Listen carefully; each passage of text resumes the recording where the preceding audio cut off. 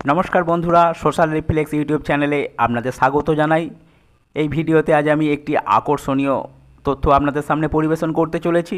পশ্চিমবঙ্গে বামফ্রন্ট কি তার হারানো জমি পুনরায় ফিরে পাচ্ছে?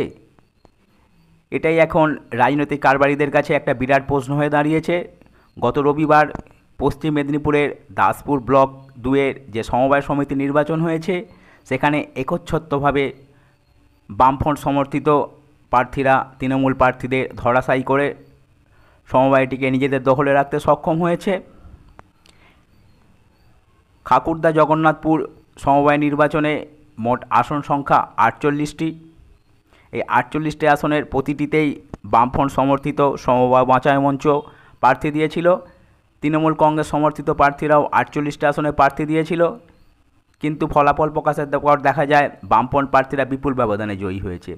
ভিডিওটি দেখার পূর্বে প্লিজ যারা আমার ভিডিও দেখছেন কিন্তু এখনও সাবস্ক্রাইব করেননি, প্লিজ আমার চ্যানেলটিকে আপনারা সাবস্ক্রাইব করুন এবং নতুন নতুন রাজনৈতিক বিষয়ক ভিডিও দেখতে থাকুন।